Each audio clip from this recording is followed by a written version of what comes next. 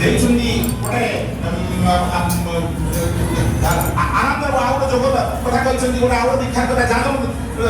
ଦୀକ୍ଷା କଥା କହିଛନ୍ତି, ସେ ଦୀକ୍ଷା ସେ ନେଇଛନ୍ତି। ତେଣୁ ସେଇ ପ୍ରକାର ଥିଲେ ତାଙ୍କର ବ୍ୟକ୍ତିତ୍ୱ ଥିଲା। ତାପରେ ପିଲାବେଳେ ଛୋଟ ପିଲାର ପର୍ବମ ସ୍କୁଲରେ ପଢୁଥିଲେ, ପଢିଲା ବେଳେ କିଏ ଆଶ୍ରମ ବି ଦରିଦ୍ରତା ଅବସ୍ଥାରେ ଥିଲା, ସେତେବେଳେ ବି ଏତେ ଆର୍ଥିକ ସମ୍ବଳ ନଥିଲା। ସେ ନିଜେ ତାଙ୍କ ସାଙ୍ଗମାନଙ୍କ ସହିତ ସେ ମଧ୍ୟ ଯାଇକି ବୁଲିକିରି କରୁଥିଲେ, କାମ କରି ଆର୍ଥିକ ଅନାଟନ ଥିଲା ତାକୁ ସେ ତୁଟେଇ ଦେଉଥିଲେ। ଏହା ତ ମଧ୍ୟ ନିର୍ଦ୍ଦେଶନ ଗୋଟେ ଆଜିକାଲି ଛୋଟ ପିଲାମାନଙ୍କ ପାଇଁ ମୁଁ କହିଛି ପ୍ରତ୍ୟେକ ଠାକୁରଙ୍କର ଲୀଳା ଶ୍ରୀ ବଳଦା ଏବଂ ବର୍ତ୍ତମାନ ଆଚାର୍ଯ୍ୟ ଯୋଉ ଲୀଳା କରୁଛନ୍ତି ତାହା କୌଣସି ଲୀଳା ମାନେ ଆମ ଗୋଟେ ଗପ ନୁହେଁ, ତାହାକୁ ଆମେ ବୁଝିବାକୁ କଣ କରୁଥିଲେ। ଆଜି ଯଦି ଆମ ପିଲାମାନଙ୍କୁ ଆମେ କହିବା ତୁମେ ହଉଛି ରୋଜଗାର କର, ତୁମେ ପାଠ ପଢିବା ବିଷୟରେ ରୋଜଗାର କର, ବାପାଙ୍କୁ ସାହାଯ୍ୟ କର, ଆଜି ତାହା ହେଇପାରୁ ନାହିଁ। କିନ୍ତୁ ଶ୍ରୀ ବଳଦା ସେ ଠାକୁର ଯାହା କରୁଥିଲେ ସେତେବେଳେ ମୁଣି ବିକ୍ରି ଆଣି ବାପାଙ୍କୁ ମେଡିସିନ ଦଉଥିଲେ, ଶ୍ରୀ ବଳଦା ମଧ୍ୟ ସେୟା କରୁଥିଲେ। ବର୍ତ୍ତମାନ ଦେଖନ୍ତୁ ଆପଣ ସୁନ୍ଦର ଭାବରେ ଘର ଦ୍ୱାରା ହେଇଛି, ଲାଟ୍ରିନ୍ ସବୁ ସଫା କରିବା ପାଇଁ କେତେ କେତେ ଲୋକ ଆସୁଛନ୍ତି। ଉତ୍ସବରେ ଆମେ ଲକ୍ଷ ଟଙ୍କା କରୁ, ଲାଟ୍ରିନ୍ ବି ଖର୍ଚ୍ଚ କରୁଛେ 5 ଲକ୍ଷ ଟଙ୍କା। ଏଇ ଉତ୍ସବରେ ଗୋଟେ ବଜେଟ ହଉଛି ଆମର ଜାନୁଆରୀ ଉତ୍ସବରେ। ଆଶ୍ରମ ରହୁଛି ଟାଙ୍କି ଗୁଡାକ ସବୁ ଉଠା ପାଇଖାନା ଥିଲା, ସେଟା ଭରପୁର ହେଇଯାଇଛି, ବର୍ଷା ହେଇଛି, ତାର ଅତ୍ୟନ୍ତ ଗନ୍ଧ ଆସୁଛି। ଠାକୁର ଯୋଉମାନେ ଅସ୍ୱସ୍ତି ଅନୁଭବ କରୁଛନ୍ତି, ଶ୍ରୀ ବଳଦା ରାତିରୁ ଉଠି ଗୋଟେ ବାଲ୍ଟି ଟିଣ ଧରି ଯେତେ ପକା ପାଇଖାନା ସବୁ ଥିଲା, ପଚା ପାଇଖାନା ତାର ସବୁ ମଳଗୁଡ଼ିକ କାଢି ରାତିରେ ନେଇକି ବାହାର ପକେଇ ପଦ୍ମା ନଦୀରେ ଗାଧେଇ ସକାଳୁ ଫେରୁଛନ୍ତି। ଏକଥା ମଧ୍ୟ ଭକ୍ତାନ ଦେଖିଛନ୍ତି। ତେଣୁ ଆପଣ ଚିନ୍ତା କରନ୍ତୁ, ଏହା ତାଙ୍କର କର୍ମମୟ କଥା। ଆମେମାନେ କି ପ୍ରକାର ସେବା ଦଉଛେ, ଶ୍ରୀ ବଳଦାଙ୍କୁ ଯଦି ଦେଖିବା, ଶ୍ରୀ ବଳଦାଙ୍କୁ ଦେଖିବା, ତାହେଲେ ବାସ୍ତବରେ ବୁଝିପାରିବା ତାଙ୍କର ଯେ ପିତୃଭକ୍ତି ମାତୃଭକ୍ତି ତ ଅନେକ କଥା। ଯେ ଗୋଟିଏ କଥା ମନେ ପଡେ, ଆମମାନେ ଯେ ଗୋଟିଏ ଭାଇମାନେ ସାଧାରଣତଃ ସେ ପଡ଼ୋଶୀ ଲୋକ ହଉ ବା ଘର ଭିତର ଲୋକ ହଉ ବା ଗୁରୁ ଭାଇ ହଉ, ଯଦି କୌଣସି ଦିନ କୌଣସି ଅସୁବିଧା ପଡ଼ିଥାଏ ଆମେ କୌଣସି ଦିନ ଦେଇଦେଲେ ଏବଂ ତାର ଯେ ଆର୍ଥିକ ସମ୍ପଦ ଫେରି ଆସିଛି, କିନ୍ତୁ ସିଏ ଆପଣଙ୍କୁ ଆଉ ଚାହୁଁନି, ଆଉ ବରଂ ଆପଣଙ୍କ ପଇସା ଫେରାଇବା ବା କୌଣସି ଦ୍ରବ୍ୟ ନେଇକି ଫେରାଇବା ନ ଫେରାଇ ଆପଣଙ୍କ ବିରୁଦ୍ଧରେ ଅନେକ କଥା ଗାଇଯାଉଛି। କିନ୍ତୁ ଶ୍ରୀ ବଳଦା ଯେତେବେଳେ ଛୋଟ ଅବସ୍ଥା ଟିକେ ଯୁବକ ଅବସ୍ଥା ଆସିଛି, ସେତେବେଳେ ସାଇକେଲ ତାଙ୍କୁ ଦରକାର ହଉଛି, କାରଣ ତାଙ୍କର ପଇସା ନାହିଁ ସାଇକେଲ କିଣିବା ପାଇଁ। ଯେତେବେଳେ ସେ ଜଣେ ଭଦ୍ର ବ୍ୟକ୍ତିଙ୍କ ଠାରୁ ଗୋଟେ ସାଇକେଲ ଆଣି ଆଣିଛନ୍ତି ଏବଂ ସାଇକେଲ ଯାଇଛନ୍ତି, ସେଟା ଭଦ୍ର ଦେଇଛନ୍ତି ଯେ ବଡ଼ ବାବୁ ତାଙ୍କ ସାଇକେଲ ଆପଣ ନିଅନ୍ତୁ। ଏବଂ ସାଇକେଲଟି ନେଇ ସେ ଯଥାସମୟ ପୂର୍ବରୁ ଯେତେବେଳେ ଫେରାଇବା କଥା ତା ପୂର୍ବରୁ ସାଇକେଲକୁ ଭଲ ଅଏଲିଂ କରି ହାତରେ ପୋଛା ପି ଫେରେଇଛନ୍ତି। ସେ ଲୋକଟି ଆଶ୍ଚର୍ଯ୍ୟ ହଉଛି ଭଦ୍ର ଜଣକ। ତେଣୁ ତାପରେ କିଛି ଦିନ ପଚାରୁଛନ୍ତି, ବଡ଼ ବାବୁ ଆପଣଙ୍କର ଆଉ ସାଇକେଲ ଦରକାର ହଉନି କି, ଆପଣ ଯେତେବେଳେ ଚାହିଁବେ ନେଇପାରିବେ। ଚିନ୍ତା କରନ୍ତୁ, ଏହା ହଉଛି ଗୋଟେ ଏଇ ଲୀଳା ବହିରେ ଲେଖା ହେଇଛି, ଗପ ଆମେ ସାଇକେଲ ନେଇଥିଲେ ତାକୁ ପୋଛିକି ଦେଲେ। ତାହା ବର୍ତ୍ତମାନ ଆମେ ଦେଖିବା କଥା, ଆମେ ମାନେ କିପରି ଚଳଣି ଚଳୁଛେ, ବଳଦା କିପରି ଚଳୁଥିଲେ। ସେ ଗୋଟେ କଥା ମନେ ପଡେ, ମାନେ ବଡବା ଦାସ ଭାଇ ଥିଲେ, ଜିଦ୍ କରିଥିଲେ କାହିଁକି ନା ଇଷ୍ଟ ପ୍ରତିଷ୍ଠା କିଛି ଅସୁବିଧା ହଉଥିଲା। ନନ୍ଦକୁମାର ଭଟ୍ଟାଚାର୍ଯ୍ୟ ତାଙ୍କର ନିଜର ବ୍ୟକ୍ତିଗତ କଥା କହୁଛନ୍ତି, କହିଲେ ଯେତେବେଳେ ମୁଁ ଠାକୁରଙ୍କୁ ଗଲି, ସେତେବେଳେ ଠାକୁର କହିଲେ ଯେ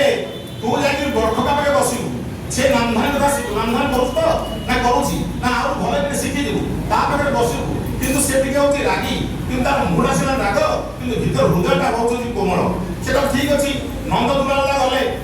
ଅନେକ ବରଦାନ ବସନ୍ତି, 40 ଗଳେ ଧରିକି ତାଙ୍କର ରିଲାକ୍ସ ଦେଖିଛନ୍ତି। ଦିନେ ହଉଛି ସେ ବରଦା କହିଲେ ଗଲେ ଗୋଟେ ବିଡି ଗୋଟେ ଘିନି ଆସିବୁ। ସେ ଗଲେ ଦେଖିଲେ ମତେ ଗୋଟେ ଏତେ ବଡ ଇଷ୍ଟ କାମ ମିଳିଛି, ସେ ଖୁବ ଆନନ୍ଦ ହିସାବରେ ଦୌଡ଼ିଲେ ଏବଂ ଗୋଟେ ବଜାର ଗୋଟେ କଠା ବିଡି ଧରି ଚାଲି ଆସିଲେ। ଯିଏ ସେ ବିଡି କଥା ଦେଖିଛନ୍ତି, ବରଦା ଏତେ ବିରକ୍ତ କହିବା ନାହିଁ, ବିଡି ଗୋଟେ କହିଲି ତୁ କଠା ବିଡି ଧରି ପଳେଇ ଆସିଛୁ, ଖୁବ ରାଗିଲେ। ଆବଶ୍ୟକ ନନ୍ଦଲା ଭାବୁଛନ୍ତି ଠାକୁର ଠିକ କହୁଥିଲେ, ଏତେ ରାଗି ଲୋକ କଣ ଏଥର ଅସୁବିଧା ହେଇଗଲା, ପୁଣି ସଫା କରିଛନ୍ତି। ଆଉ ଦିନେ ସେଇ ନନ୍ଦଲାଙ୍କୁ ଠାକୁର ବରଦା କହୁଛନ୍ତି, ଏ ତୁ ଟିକେ 4 ଗଣା କଣ ପଇସାର ମୁଢି ନେଇ ଆସିବୁ, ଥୋଡ଼ା କୁକୁରକୁ ଖାଇବାକୁ ଦେବେ ସବୁବେଳେ ମୁଢି ବରଦା ଦିଅନ୍ତି। ସେ ଗଲେ ପୁଣି ଭୁଲି ଯାଇଛନ୍ତି, ପୁଣି ଗଲେ ଗୋଟେ କେଜି ମୁଢି ଗୋଟେ ଠୁଙ୍ଗେ ମୁଢି ଧରି ପଳେଇ ଆସିଲେ। ପଳେଇ ଆସିଲେ ବଡଖା ତାକୁ ଯଦି ଦାନ୍ତ କର୍ମର କଲେ, খুব রাগিলে। সে নন্দলা ভাবছেন আরে ঠাকুর যা কৌলে কলে ইয়া মুহটা হচ্ছে টানা কিন্তু ভিতর কমল কা ইয়ার ভিতর না বাহার সবুড়া কঠোর ইয়ে কি প্রকার লোক ছোটিয়া কথা মুড়ি আনি দান্ত কর্মর সাଙ୍ଗে সাଙ୍ଗে ভাবছেন কিরে ততে কেতে পিসার মুড়ি আনি কইলি 4 পিসার কইলি তুই এতে কাই আনিলু এ কুকুরକୁ ଦେଇଦେ যে দিয়া ହେଇଗଲା। তারপরে বলে দেখিলু এই কুকুরକୁ আজ মুড়ি দেলু মু প্রতিদিন 4 পিসার মুড়ি দিই তু তাকে আজ দেলু তার একটা লোভ রহিলা প্রত্যেক দিন এতিকি মুড়ি সে চাইব ଦେଇପାରିବୁ ତ। মানে চিন্তা করন্তু যে মଣିষକୁ ଆମେ ଯୋଉ ଦଉଛେ ସେ ଦବାଟାକୁ ଆମେ ପ୍ରତିଷ୍ଠିତ ଧରି ଦଉଛେ ନା ଆମେ ତାକୁ ଖୁସିରେ ଦଉଛେ ନା ତାର ପ୍ରୟୋଜନପୂର୍ଣ୍ଣ ବି ଯାଉଛି ସେଟା ବଡ଼ଟା ବୁଝେଇ ଦେଲେ ତାହେଲେ ସେ ମଧ୍ୟ ଗୋଟେ କୁକୁର ଜୀବ ହେଲେ ମଧ୍ୟ ତାର ମଧ୍ୟ ଗୋଟେ ଚିନ୍ତା ଶକ୍ତି ଅଛି ଆମ ମଣିଷ କରି ସେ କହୁଛି କାଲି 4 ପଇସା ଦେଇଥିଲା ଅଳ୍ପ ଦେଇଥିଲା ଆଜି ବଢୁଥିଲା କାଲି ଦଉନି ପୁଣି ଅଳ୍ପ ଦଉଛି ଏ ପ୍ରକାର କହିବୁ ନାହିଁ ଯେ କେତେ ବଡ଼ ଶିକ୍ଷା ପାଇଲି ଏ ଛୋଟିଆ ଛୋଟିଆ କଥା ଏବଂ ସେ କେତେ ଆପଣ ଜାଣନ୍ତି ସେ ଗୋଟେ ସବୁବେଳେ ଶୁଣନ୍ତି କଥା ଯେ ବଡ଼ଫକା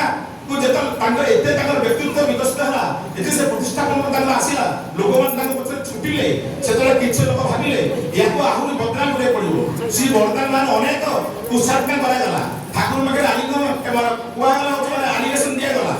ଅଭିନୟ କରାଗଲା ଯେ ବଡ଼ଫକା ଏହା କରୁଛନ୍ତି ତୋର ବର୍ଦ୍ଦା ହଉଛି ବାହାରେ ହଉଛି ସେ ଗୋଟେ ଚୋରି ଅଭିଯୋଗ କଲେ ସାଇକେଲ ଚୋରି ଅଭିଯୋଗ ସେଟା ଠାକୁର ପାଖକୁ ଆସି ଅଭିଯୋଗ ଦେଲେ ବର୍ଦ୍ଦା ଆସି ଠିଆ ହେଇଛନ୍ତି ଠାକୁର କିଛି ପଚାରିଲେ ନାହିଁ ଗୋଟେ ବିରାଟ ବାଡ଼ି ଧରି ଠାକୁର ବର୍ଦ୍ଦାକୁ ପିଟି ଚାଲିଲେ ଏତେ ଜୋର ପିଟିଲେ ଠାକୁରଙ୍କର ବ୍ଲଡ ପ୍ରେସର ବଢିଗଲା ଠାକୁର ମଧ୍ୟ ଅସତ୍ୟ ଲୋକ କଲେ ସେତେବେଳେ ବର୍ଦ୍ଦା ଗୋଟେ ବିଞ୍ଚ ଆଣି ଠାକୁରଙ୍କୁ ବିଞ୍ଚି ଦଉଛନ୍ତି କହିଲେ ବାପା ମୁଁ କୁଆଡେ ଯାଉନି ବାବା ମୁଁ ଏଇଠି ଅଛି ଆପଣ ହଉଛି ଟିକେ ସୁସ୍ଥ ହେଇଯାଆନ୍ତୁ ମୁଁ ଆପଣ ସୁସ୍ଥ ହେଇଗଲା ପରେ ପୁଣି ମତେ ବାଡ଼ିଟା ଦଉଛି ଆପଣ ମତେ ବାଡ଼େଇବେ କାରଣ ଦେହ ମୁଣ୍ଡ ପଛେଇ ଦଉଛନ୍ତି ସେଟା ହଉଛି ସତ୍ୟ ଅନୁଭବ କରିଛନ୍ତି ଠାକୁର ଏବେ କହୁଛନ୍ତି ଏଇଟା ହଉଛି ବଡ଼ଫକା ଦୋଷ ନୁହେଁ ଏ ଦୋଷ ହେଉଛି ବଡ଼ଫକା ହଉଛି ମୋର ସନ୍ତାନ ଏଇଟା ଦୋଷ ଏ ଲୋକମାନେ ତାକୁ ସହି ହେଇପାରନ୍ତି ନାହିଁ ସେ ମୁଁ ଜାଣିଛି ବଡ଼ଫକା ଏ ଦୋଷ କିନ୍ତୁ ପ୍ରହାର କରିଛି ପୁଣି ଠାକୁର କହୁଛନ୍ତି ଯେ ଆମେ କହିବା ଯେ ହଉଛି ଯଦି ଠାକୁର ଜାଣିଥିଲେ ତାହେଲେ ଏତେ ଲୋକମାନେ କାହିଁକି ପୁଅ ବାଡ଼ଉଥିଲେ ମୁଁ ମୋର ବ୍ୟକ୍ତିଗତ ଯେତିକି ତାକୁ ଆନାଲିସିସ୍ କରି ଭାବୁଛି ଠାକୁର କହିଲେ ଯେ ହଉଛି ଯଦିବା ହଉଛି ବଡ଼ଫକା ନିର୍ଦ୍ଦେଶ କିନ୍ତୁ ବଡ଼ଫକା ହବ ଲୋକ ବାଡ଼ି ହଜାର ଲକ୍ଷ ଲକ୍ଷ ଲୋକର ଦାୟିତ୍ୱ ମୁଁ ତାପରେ ବହନ କରିବି ତାହେଲେ କୌଣସି ଲୋକ ଯଦି ତା ବିରୁଦ୍ଧରେ ଅଛି ଭୁଲ କ୍ରମେ ମଧ୍ୟ କାହିଁକି ଏ ପରିସର ରହିଲା ତେଣୁ ସେଇ ଭୁଲ ବ୍ୟକ୍ତିକୁ ଠିକ ବାଟକୁ ଆଣି ଯଦି ସେ ହଉଛି ତାକୁ ସେଇ ପ୍ରକାର ଠାକୁରଙ୍କ ଲାଇନ ନେଇଯାଇପାରେ ଇଚ୍ଛା ବି କରିପାରେ ତାହେଲେ ସେ ତା ତ୍ରୁଟି ରହିଯାଇଛି ସେଥିପାଇଁ ମଧ୍ୟ ସେ ଦଣ୍ଡ ପାଇବାର ଯୋଗ୍ୟ ଆପଣ ଚିନ୍ତା କରନ୍ତୁ କି ପ୍ରକାର ଅଦ୍ଭୁତ ଲୀଳା ମାନେ ଜଣେ ଭକ୍ତ ନଥିଲେ ଠାକୁର ହଉଛି ନିଜେ ଶ୍ରୀ ବଡ଼ମା ଏବଂ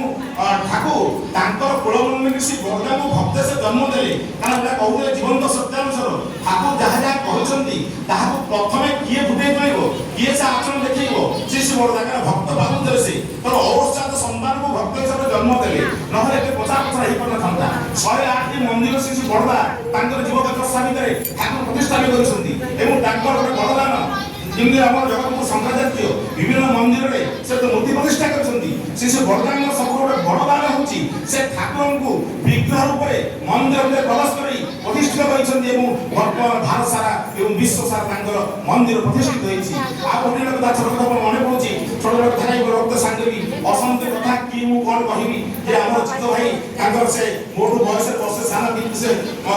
ଏକ ପଦବୀଟା କହୁଥିଲେ ସେ ପଦବୀଟା କିଛି ନୁହେଁ ଠିକ କଥା ସେ କାରଣ ଠାକୁରର ବାଣୀ ମନେ ପଡେ ଯେ କଣ ସେ ବାଣୀଟା ଆପଣଙ୍କର ଖଡ଼ା ଆସୁଥିଲା ମୁଁ ହେଉଛି ଯେ ମାନେ ଆମେ ଯୋଉ ପଦ